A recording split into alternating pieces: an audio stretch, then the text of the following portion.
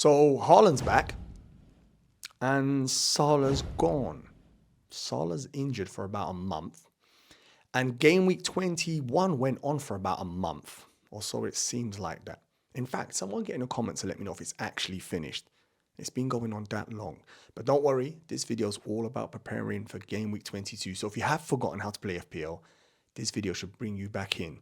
Okay, I've got what's hot, what's not, midweek fixtures, the upcoming fixtures, and some captaincy information for you. All the important information that you need to be able to make the decisions, prepare your team, make the transfers for game week 22. Now, if that sounds good, do me a favor. Like, subscribe, and share the video. Now you've done that, let's get into it.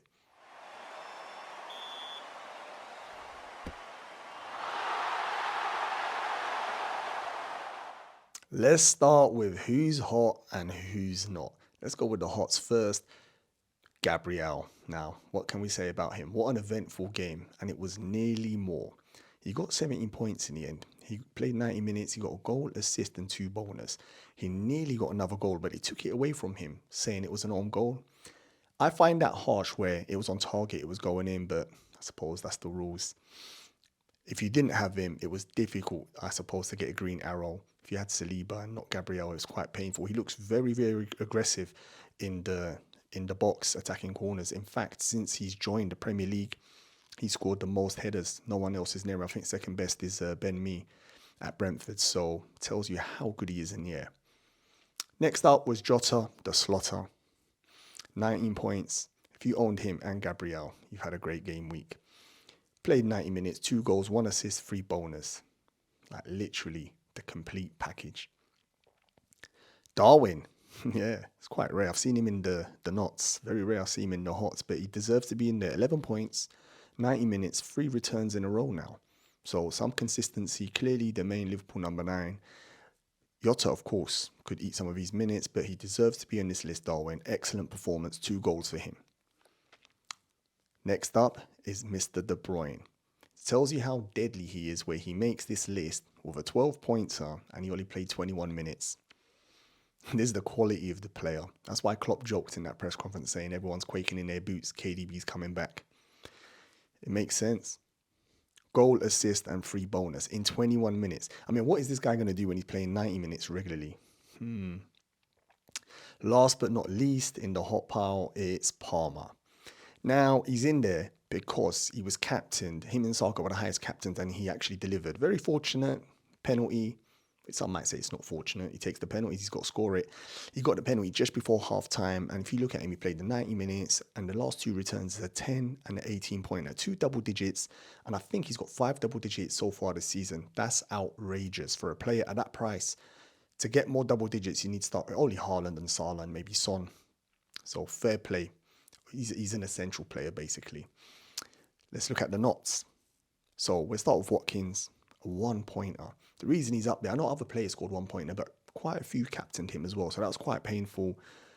2 returns in the last 7 game weeks. Not great. I know the fixtures are turning, but for this game week 21, he deserves to be in this. He was quite unlucky, if I'm honest with you, but still, he has to be in there just because people captained him. Saka up next. God, what can we say about Saka? Look at his last 5 returns. 3, 7, 1, 2, 3. It's not great at all, is it? And guess who captained him? Yeah, I did. Quite a few did. I think him and Palmer were the highest captain players. A 3-pointer. Look at his XG, 0.10. Not great at all. Watching him when Arsenal dismantled Palace with 5 goals and he got nothing. I mean, he nearly got the assist for the Gabriel goal, but when it turned into an own goal, they removed the assist. Next up is Trippier. I mean, if you're still holding on to him, fair play. 2 things could happen here. 1-pointer, I mean, he's 38% owned, still quite highly owned. But more importantly, I'm hearing rumours he could be leaving. Bayern Munich and other clubs are looking at him. I think it's a combination of if they can offer him a long enough deal, because his deal expires, is it in 18 months for Newcastle? If you can get a better deal, and at his age, of course he's going to take it, especially if it's a team of Bayern Munich's quality. So that's an interesting one. Need to keep an eye on that one, see how that develops. Last but not least on the knots is Udegi. 1 point, returns 8 points in the last 5 game weeks. It's not great. There's a big difference between if you own him and Porro. difficult one, obviously, to do a sideways move, especially as we haven't got many transfers. But yeah, that's the hots and nots for this game week. So next up, we're going to look at the midweek fixtures. I know game week 21 took forever and we're desperate to start tweaking our teams, but I would recommend not making changes. You know why? Have a look. Still quite a lot of important games that could shape not just with injuries and fitness and all the information we get from these games, but also these games, and depending on the results, shape where the doubles and blanks for the upcoming game weeks, like game week 25, Liverpool could double and further on. So it's definitely worth waiting for all of these fixtures to be done. This is a very important game week where patience is key.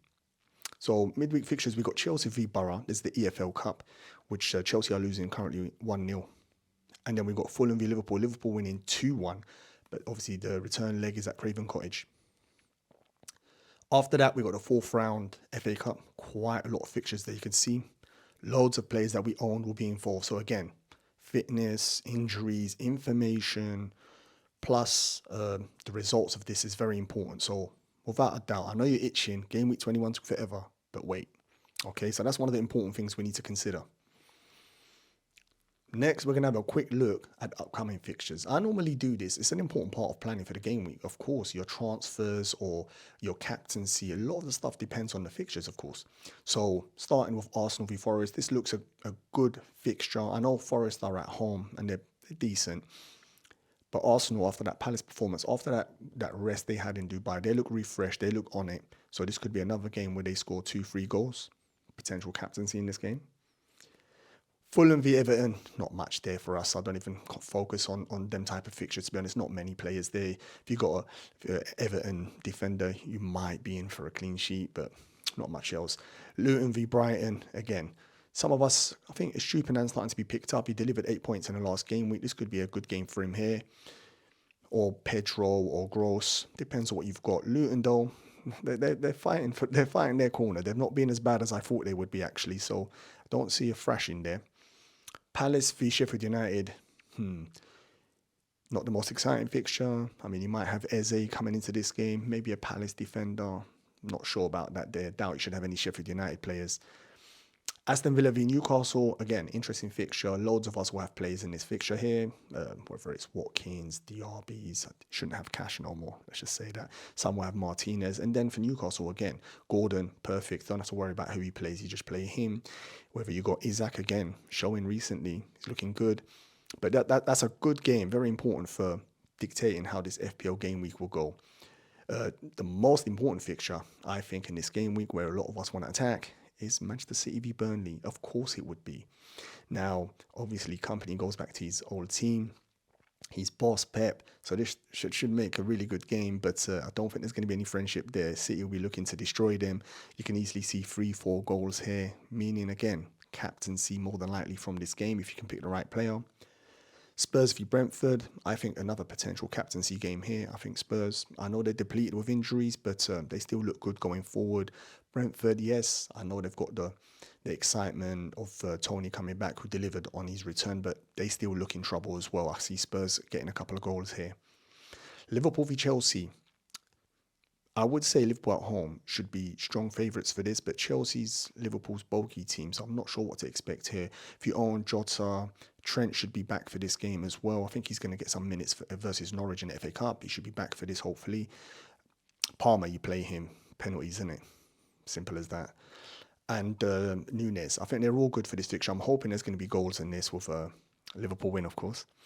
But yeah, Chelsea are Liverpool's bulky team, so whether you want a captain from that fixture, I'm not too sure. West Ham versus Bournemouth. West Ham, just before this video, I think they've signed Calvin Phillips from Man City. So boost the midfield and the morale of the team. Kudos could be coming back. Not sure if he's going to be ready for this game. Something worth checking out. In the AFCON, I think Ghana are struggling. That'll be a big plus. He's a top player. Of course, if you're on Bowen, I know he was disappointed in the last fixture, but still, he'll be ready and hopefully more fit, match fitness versus Bournemouth. Bournemouth is maybe becoming a good fixture. Depleted, loads of injuries. You could see it's taking its toll. Against Liverpool, the first half, they were excellent. They were, they stood their ground. They were there, but they couldn't continue the fitness, the pressing of Liverpool. They couldn't continue matching it, and it took their toll. And they lost another fullback. Aaron's came off injured, so they really are depleted. So that could be a good game for West Ham there. And last but not least, we got Wolves versus Manchester United. I mean, some might have Neto, which you'd be more than happy to play. Manchester United really not having a great season, a bit random. You don't know what United's going to turn up. I know I've said that in the videos before, but it's the truth. I don't think many are going to have. Some might have Garnacho. You could play him. It's no harm against Wolves, but Wolves are no mugs. So that's the fixtures. Next up, and I'd say the last part of planning for this game week is looking ahead at captaincy. Now, it's a tricky one this week. When I say by tricky, we don't have Son and Salah, of course, so we eliminate them straight away. You don't see Saka, though, mainly because I think he burnt a lot of us in the last couple of weeks. But to be fair, he could easily be on this list. It's a good fixture, and Arsenal are very attacking. I know he's not been delivering recently, but you have to sometimes back the team, and he's still a quality player. Now, let's look at the three I have suggested.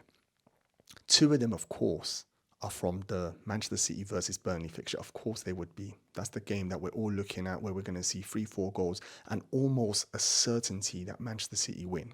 So you want to get the player that you think is going to get the most points. And the two, I think, well, the obvious one, let me start with that. He's only at the bottom of the list because we're not sure on fitness.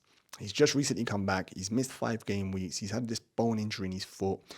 It's taken much longer than we thought. I know some have kept him on the bench, some have sold. But the reality is, if he was to get some minutes in the FA Cup versus Spurs, he starts becoming, the alarm bells start ringing. We need to bring him in. Now, even if he plays 60 minutes versus Burnley, that's more than enough time for him to score a hat-trick. He's still the 4th highest scoring player in the game, and he hasn't played for 5 game weeks. That's unreal. It tells you what he is and how important he is in FPL. But if you look at City, they scored 48 goals. Haaland scored 14 of them. That's 29%. When they score, it's more than likely he's going to be involved. He's got 5 assists as well. Fair play to him. I mean, we only ever look at him as just a goal-scoring machine, but he's delivered a couple of assists. This is the last 5 games he's played, of course. 2, 7, 7, 16, and a 1. You could see there's 3 returns from 5. Super consistent. 112 points. And the next fixture, as I said, is Burnley. So he might be at the bottom of the list. That's only because the injury question mark and fitness, and we're not sure how close he'll be. But if he is, he's top by a distance. Next, I'm going to go for his teammate, and that's Foden. Now, City, of course, I've said already, 48 goals. Foden's only got 5 of them, which is 13%. Nowhere near as involved, but recently not too bad. 6 assists, of course. You'd expect him to get more assists, but he's only got 1 more than Haaland. Last 5 games, 2, 12, 8, 5, 2. It's 3 returns, similar to Haaland. Consistent. He classed that as a good return. 98 points, and the fixture, of course, is Burnley at home. Hence why he's top of my list at the moment. If you don't own him and you've got Alvarez could be the one to go with.